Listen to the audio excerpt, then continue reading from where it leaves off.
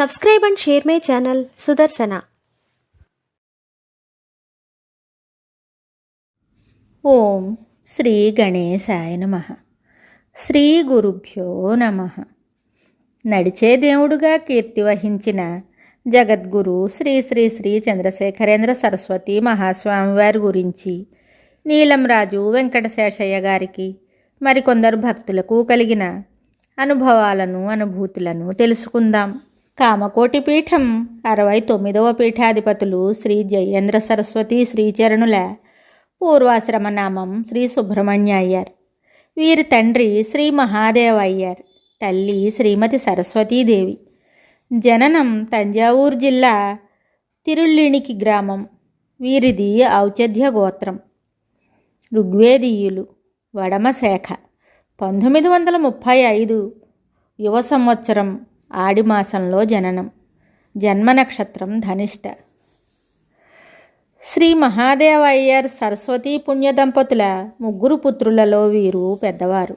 శ్రీ సుబ్రహ్మణ్య అయ్యర్ 3 సంవత్సరాల వయస్సు వరకు తల్లిదండ్రుల దగ్గరే ఉండి తరువాత అమ్మమ్మగారి తండ్రి గారైన శ్రీ వీరాస్వామి ఘనాపాటి గారి వద్ద 6వ సంవత్సరం వరకు ఉన్నారు. తరువాత తల్లిదండ్రుల వద్ద ఉండి 4-5 తరగతులు ప్రాథమిక విద్యను అభ్యసించారు. గర్భాష్టమంలో ఉపనయనం జరిగింది. రైల్వేలో ఉద్యోగిగా ఉన్న తండ్రి శ్రీ మహాదేవ అయ్యర్ తన కుమారునిచే వేదాధ్యయనం చేయించదలిచి సమీప గ్రామంలో యజుర్వేద పాఠశాలలో బాలుని చేర్పించారు. ఇదే సందర్భంలో కామకోటి పీఠాధిపతులు శ్రీ చంద్రశేఖరేంద్ర సరస్వతి శ్రీచరణులు విల్లుపురానికి విజయం చేశారు. శ్రీ మహాదేవ అయ్యర్ తన కుమారుని శ్రీవారి దర్శనానికి తీసుకువెళ్ళి కుమారునిచే వేదాధ్యయనం చేయించే ఉద్దేశంతో ఉన్నామంటూ స్వామివారి ఆశీర్వాదం కోరారు. ఉత్తమ సంస్కారం కోసం 2-3 సంవత్సరాలు మాత్రం బాలునిచే వేదాధ్యయనం చేయించి ఆ తర్వాత వృత్తి కొరకు లౌకిక విద్య నేర్పించదలిచినట్లు శ్రీ మహాదేవ అయ్యర్ స్వామివారికి నివేదించారు. కానీ స్వామి మాత్రం ఈ బాలునిచే పూర్తిగా వేదాధ్యయనం చేయించవలసినదిగా తండ్రికి ఉపదేశించారు. ఆ మర్నాడు కంచిలో శ్రీ కామాక్షి అమ్మవారి ఆలయానికి కుంభాభిషేకం చేయడం కోసం శ్రీ స్వామివారు అక్కడికి బయలుదేరుతూ విల్లుపురంలోని యజుర్వేద పాఠశాల అధ్యాపకులను శిష్యులను కంచికి రావలసిందిగా ఆదేశించారు. తమ కుమారుని కూడా వెంటబెట్టుకుని శ్రీ మహాదేవ అయ్యర్ కంచికి వెళ్ళారు. అది 1944 సంవత్సరం. శ్రీ కామాక్షి ఆలయానికి కుంభాభిషేకం జరిగిన రోజునే అమ్మవారి సన్నిధిలోనే శ్రీ సుబ్రహ్మణ్య అయ్యర్ ఋగ్వేదాధ్యయనం ఆరంభమైంది.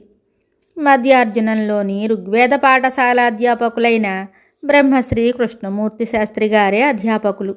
కానీ గృహస్థులు పీఠం సొత్తు తింటూ ఉండడం ఉచితం కాదని శ్రీ మహాదేవ అయ్యర్ అభిప్రాయం వెలుబుచ్చటం చేత చివరకు మధ్యార్జునంలో స్మార్త బ్రాహ్మణ పోషణలో ఉండి కామకోటి పీఠ పర్యవేక్షణలో నడుస్తున్న వేద పాఠశాలలో ఈ బాలుడు ఋగ్వేదాధ్యయనం ప్రారంభించారు. ఆ విధంగా 13 సంవత్సరాల వయస్సు వరకు అక్కడనే ఋగ్వేదాధ్యయనం జరిగింది. ఆ సమయంలో శ్రీ స్వామివారు తమ విజయయాత్ర సందర్భంలో మధ్యార్జునం వచ్చారు. ఋగ్వేదం అభ్యసిస్తున్న శ్రీ సుబ్రహ్మణ్య అయ్యర్ను 69వ పీఠాధిపతిగా స్వీకరించదలిచినట్లు బాలుని తల్లిదండ్రులకు కబురు పంపారు. తల్లిదండ్రులు స్వామి ఆదేశాన్ని శిరసావహించారు. పీఠ సాంప్రదాయాది పలు విషయాల్లో ఈ బాలునికి 3 సంవత్సరాలు శిక్షణ ఇచ్చారు. 2 సంవత్సరాలు శ్రీ సుబ్రహ్మణ్య అయ్యరు తల్లిదండ్రుల వద్దనే ఉండి ఆంగ్లం మొదలైన భాషలను అభ్యసించారు.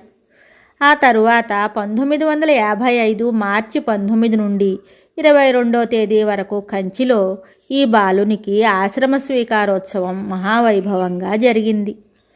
విశ్వేశ్వర సన్నిధిలో శ్రీ స్వామివారి శిష్యులకు మహావాక్యోపదేశం చేసి జయేంద్ర సరస్వతి అనే యోగ పట్టాన్ని, ఒక రుద్రాక్షమాలను, పీతాంబరాన్ని ప్రసాదించారు.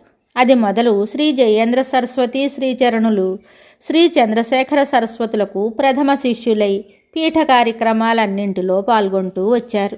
పీఠ పరిపాలనాదక్షులు, పూజా కార్యక్రమ దురంధరులు, ప్రస్తుతం దేశమంతటా ప్రబలుతున్న అధార్మిక వర్తనం, అలజడి హింసాకాండను చూసి ఖిన్నుడై జనసముదాయంలో ధార్మిక ప్రవృత్తిని పెంపొందించడానికి ప్రతి వ్యక్తి స్వయం కృషితో ద్రవ్యార్జన చేసుకుంటూ సంసారాన్ని చక్కదిద్దుకుంటూ దేశక్షేమానికి పురోగమనానికి ఎంతో దోహదం చేస్తాడనే భావంతో కుల మత విచక్షణ లేకుండా సమస్త ప్రజలు క్షేమంగా ఉండాలనే సంకల్పంతో జనజాగరణ జనకళ్యాణం అను 2 మహోన్నత కార్యక్రమాలను చేపట్టిన మహనీయులు జయేంద్ర సరస్వతి. ప్రజలలో మన సంస్కృతి సంప్రదాయాలను పునరుజ్జీవింపచేయడానికి కార్యక్రమాలను రూపొందిస్తూ అర్హులకు ఆర్థిక సహాయం కల్పిస్తున్నారు. మత ప్రచారంతో పాటు సంఘ సంస్కరణకు పూనుకున్న పీఠాధిపతి శ్రీ స్వామివారు. మరిన్ని విషయాలతో మళ్ళీ కలుద్దాం. జయ జయ శంకర హర హర శంకర. శుభం. Subscribe and share my channel Sudarsana.